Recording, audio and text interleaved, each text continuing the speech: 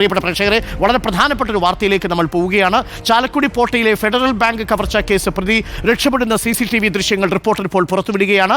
പ്രതി എറണാകുളം ഭാഗത്തേക്ക് പോകുന്നതിൻ്റെ ദൃശ്യങ്ങളാണ് ഇപ്പോൾ റിപ്പോർട്ടർ TVയിൽ പ്രേക്ഷകർ കണ്ടുകൊണ്ടിരിക്കുന്നത്. ഇതാണ് ആ പ്രതി. 3 മിനിറ്റ് കൊണ്ട് 15 ലക്ഷം രൂപ ബാങ്കിൻ്റെ ശാഖയിൽ നിന്ന് അടിച്ചുമാറ്റി ഏതോ ഒരു സ്കൂട്ടറിൽ മടങ്ങിക്കൊണ്ടിരിക്കുന്നയാളുടെ ദൃശ്യമാണ് ഇപ്പോൾ പ്രേക്ഷകർ കാണുന്നത്. കറുത്ത ജാക്കറ്റും ഇട്ട് വന്ന് അതിവിദഗ്ധമായി ബാങ്ക് ജീവനക്കാരെ ഡൈനിങ് ഹാളിലേക്ക് പൂട്ടിയിട്ട് ക്യാഷ് കൗണ്ടറിൻ്റെ ചില്ല് തകർത്ത് ക്യാഷ് കൗണ്ടർ ഉള്ളിൽ കയറി 47 ലക്ഷം രൂപയുണ്ടായിരുന്ന ക്യാഷ് കൗണ്ടറിൽ നിന്ന് 3 കെട്ട് മാത്രം എടുത്ത് 15 ലക്ഷവുമായി ഓണാക്കി വെച്ചിരുന്ന സ്കൂട്ടറിൽ കയറി ഇപ്പോൾ എറണാകുളം ഭാഗത്തേക്ക് പോകുന്ന ആ പ്രതിയുടെ ദൃശ്യങ്ങളാണ് ഇപ്പോൾ റിപ്പോർട്ടർ TV പുറത്ത് വിടുന്നത്. ബാങ്കിന് മുന്നിൽ നിന്നും ജെയ്സൺ ചാമവളപ്പിൽ നമുക്കൊപ്പം ചേരുന്നുണ്ട്. ജെയ്സൺ, നമുക്ക് ആ ചിത്രങ്ങളിൽ നിന്ന് ആരാണെന്ന് വ്യക്തമാവില്ല. തീർച്ചയായിട്ടും അതൊരു പഠിച്ച കള്ളനാണ് എന്നുള്ളത് വ്യക്തമാണ്, അല്ലേ? എങ്ങോട്ടാണ് പോകുന്നത്? ഏത് ദിശയിലേക്കാണ് ജെയ്സൺ ഈ CCTVയിൽ കാണുന്ന ഈ പ്രതി പോകുന്നത്? Good morning Arun. Very good morning Arunkumar.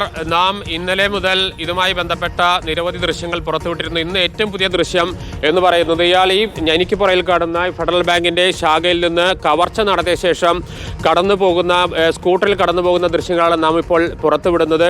ഏറ്റവും പ്രധാനപ്പെട്ട കാര്യം, പോലീസിന് ഇപ്പോഴും ഇത് പ്രതിയെ സംബന്ധിച്ച് വ്യക്തമായ ഒരു ധാരണയും ലഭിച്ചിട്ടില്ല എന്നതാണ് ഏറ്റവും പ്രധാനപ്പെട്ട വിഷയം. പോലീസ് ഒരു കവർച്ച മാത്രമായിരുന്നു ഇതിൻ്റെ ലക്ഷ്യമെന്ന കാര്യത്തിൽ പോലും പോലീസിന് ഇപ്പോൾ സംശയമുണ്ട്.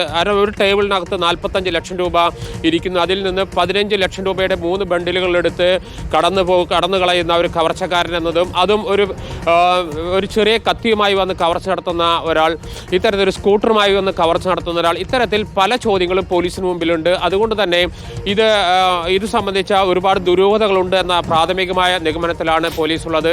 ഉള്ളിൽ കയറി ഹിന്ദി സംസാരിച്ചു എന്ന് പറയുന്നത്, പക്ഷേ അത് മലയാളിയാകാനുള്ള സാധ്യതയാണ് ഇപ്പോഴും പോലീസ് കരുതുന്നത്. ഹിന്ദി സംസാരിച്ചത് അത് ആളുകളെ തെറ്റിദ്ധരിപ്പിക്കാനും കേസ് വഴിതിരിച്ചു വിടാനുള്ള ശ്രമത്തിൻ്റെ ഭാഗമായിട്ടാണ് എന്ന ഒരു വിലയിരുത്തലാണ് പോലീസിനുള്ളത്. അതുകൊണ്ട് തന്നെ പോലീസ് വളരെ ശ്രദ്ധയോടുകൂടിയാണ് ഇപ്പോൾ അന്വേഷണം തുടങ്ങിയിരിക്കുന്നത്. 25-അംഗ സംഘമാണ് പോലീസ് ഇപ്പോൾ വ്യത്യസ്ത ഗ്രൂപ്പുകളായി തിരിച്ച് 25ഓളം പേരടങ്ങുന്ന ഉന്നത ഉദ്യോഗസ്ഥർ ഉൾപ്പെടെയുള്ള സംഘത്തെയാണ് ഇപ്പോൾ അന്വേഷണത്തിനായി നിയോഗിച്ചിരിക്കുന്നത്. ചാലക്കുടി DYSPയുടെ നേതൃത്വത്തിലുള്ള അന്വേഷണമാണ് ഇപ്പോൾ നടക്കുന്നത്. അതോടൊപ്പം തന്നെ സമാന്തരമായി എറണാകുളവും അതുപോലെ തന്നെ കോട്ടയം ജില്ലകളിലും അന്വേഷണം വ്യാപിപ്പിച്ചിട്ടുണ്ട്. എറണാകുളം ജില്ലയിലെ ആ പരിസരത്തേക്കാണ് പോയത്.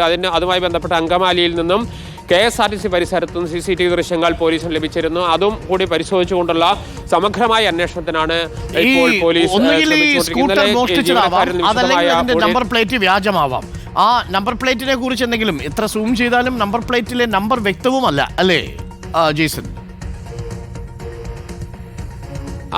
തീർച്ചയായും അരുൺകുമാർ, നമ്പർ പ്ലേറ്റ് വ്യാജമാണ് എന്നത് തന്നെയാണ് പോലീസിന്റെ നിഗമനം. ഈ സ്കൂട്ടർ ഏതെങ്കിലും ഒരു റോഡിനരികിൽ നിന്ന് അധികം വൈകാതെ ലഭിക്കുമെന്ന പ്രതീക്ഷയും പോലീസിനുണ്ട്. സ്കൂട്ടറുമൊക്കെ ആയിട്ട് ഒരു പരിധി വിട്ടത് മുന്നോട്ട് പോകാൻ കഴിയില്ല എന്ന് പോലീസിനും അറിയാം. അതുകൊണ്ട് തന്നെ ആ സ്കൂട്ടർ ഏകദേശം ഒരു 5, 10 അല്ലെങ്കിൽ 25 കിലോമീറ്റർ അകലെ നിന്ന് കണ്ടെത്താനാകുമെന്ന് പോലീസ് കണക്കുകൂട്ടുന്നുണ്ട്. ആ വാഹനത്തിലല്ല തുടർ യാത്ര എന്ന കാര്യത്തിൽ യാതൊരു തർക്കവും പോലീസിനില്ല. പക്ഷേ പോലീസിനെ കുഴയ്ക്കുന്ന ഏറ്റവും പ്രധാനപ്പെട്ട 2-3 കാര്യങ്ങൾ. ഒന്ന്, ഇപ്പോഴും പ്രതിയെക്കുറിച്ച് ഈ സംഭവം നടന്ന് ഇത്ര സമയമായിട്ടും ഒരു കറിക്കത്തിയുമായി എത്തി വന്ന് 15 ലക്ഷം തട്ടിക്കൊണ്ടുപോയ സ്കൂട്ടറിൽ കൊണ്ടുപോയ ഒരു പ്രതിയെക്കുറിച്ച് യാതൊരു വിവരം ഇതുവരെ വണ്ടിയുടെ നമ്പറോ. മോഷ്ടിച്ചതിന് ശേഷം ATM തകർത്ത് അതിൽ നിന്ന് പണം മോഷ്ടിച്ചതിന് ശേഷം കാറുമായിട്ട് കടന്നു കളഞ്ഞ പ്രതികളുണ്ടായിരുന്നു. അവർ പോയത് കണ്ടെയ്നർ ലോറികളിലാണ്. അങ്ങനെയൊക്കെ അന്തർസംസ്ഥാന ബന്ധമുള്ള മോഷ്ടാക്കളാണെങ്കിൽ ഈ സ്കൂട്ടറൊക്കെ ഏതെങ്കിലും കണ്ടെയ്നറിനകത്ത് കയറി കടന്നിട്ടുണ്ടാവും. അല്ല, അത് തന്നെയാണ് ഇപ്പോഴത്തെ പ്രശ്നം. അത്തരം ഒരു വളരെ പ്ലാൻഡ് ആയിട്ടുള്ള വലിയൊരു കവർച്ചയാണ് ലക്ഷ്യമിട്ടതെങ്കിൽ അവിടെയുള്ള 45 ലക്ഷം രൂപയും കൊണ്ടുപോകുമായിരുന്നു എന്നാണ് പോലീസ് പറയുന്നത്. മറ്റൊന്ന്, ഇതുമായി ബന്ധപ്പെട്ട പല ദുരൂഹതകളും പോലീസിന് മുൻപിലുണ്ട്. പക്ഷെ അതെല്ലാം ചുരുളഴിയണമെങ്കിൽ ഈ പ്രതിയെക്കുറിച്ചുള്ള ഒരു പ്രാഥമികമായ ഒരു ധാരണയെങ്കിലും പോലീസിന് ലഭിക്കണം. അത്തരമൊരു കണ്ടെയ്നറിൽ കാറ് കയറ്റി കൊണ്ടുപോയ മുൻ അനുഭവം ATM കവർച്ചയുമായി ബന്ധപ്പെട്ട് നമുക്കുണ്ട്. അത്തരത്തിൽ ഒരു വലിയൊരു സംഘമാണ് ഈ കവർച്ചയ്ക്കെങ്കിലും സ്കൂട്ടറിലൊന്നും കവർച്ച നടത്തുമെന്ന് നമുക്ക് വിശ്വസിക്കാനാവില്ല. ഒരു പക്ഷേ ഇപ്പോൾ നാം പുറത്തുവിട്ടിരിക്കുന്ന ദൃശ്യങ്ങൾ കവർച്ച നടത്തി സ്കൂട്ടറിൽ തന്നെ കടന്നു പോകുന്ന കവർച്ചക്കാരനെ തന്നെ. പക്ഷേ നേരത്തെ സൂചിപ്പിച്ചതുപോലെ വലിയൊരു സംഘം അല്ലെങ്കിൽ അത്രയും വലിയ പ്രീ പ്ലാൻഡ് ആയിട്ടുള്ള ഒരു സംവിധാനമായിരുന്നെങ്കിൽ ഒരു പരിധി വിട്ട് ആ വാഹനത്തിൽ അവർ യാത്ര ചെയ്യാൻ തയ്യാറാവില്ല. അത് ആ കവർച്ചാ സംഘത്തിൻ്റെ പ്രത്യേകത തന്നെ. അവർ വേഗത്തിൽ എത്രയും പെട്ടെന്ന് ഇവിടെ നിന്ന് കടന്നു പോവുക, ആ സ്പോട്ടിൽ നിന്ന് ചുരുങ്ങിയ സമയത്തിനുള്ളിൽ കിലോമീറ്ററുകൾ താണ്ടുക എന്നതാണ് ഈ കവർച്ചാ സംഘത്തിൻ്റെ പൊതുരീതി. അതുകൊണ്ട് തന്നെ അത്തരത്തിലൊരു വലിയൊരു കവർച്ചാ സംഘം ഇതിന് പുറകിലുണ്ടെന്ന ഒരു വിശ്വാസം. അത് തന്നെയാണ് പോലീസിൻ്റെ പ്രശ്നവും. വലിയ സംഘമുണ്ടെങ്കിൽ പോലീസിന് പെട്ടെന്ന് ഐഡന്റിഫൈ ചെയ്യാൻ കഴിയും. ഇത് ഒറ്റയ്ക്ക് നടത്തിയ ഒരു കവർച്ചയാകാൻ തന്നെയാണ് ധാരണ. അതുകൊണ്ട് തന്നെയാണ് പോലീസ് ഇതിന് കണ്ടെത്താനുള്ള ചെറിയ പ്രയാസം, ഇത് സംബന്ധിച്ച് സൂചനകൾ ലഭിക്കാനുള്ള പ്രയാസമുള്ളത്. ആ ശങ്ക പോലീസിനുണ്ടെങ്കിൽ പോലും വലിയ ടീമുകളായി തിരിഞ്ഞ് എത്രയും പെട്ടെന്ന് ഇവരെ കണ്ടെത്താനാകുമെന്ന പ്രതീക്ഷ മാത്രം തന്നെയാണ്. അതിനേക്കാൾ ഏറെ പ്രധാനപ്പെട്ട ഈ ബാങ്കുമായി അടുത്ത പരിചയമുള്ള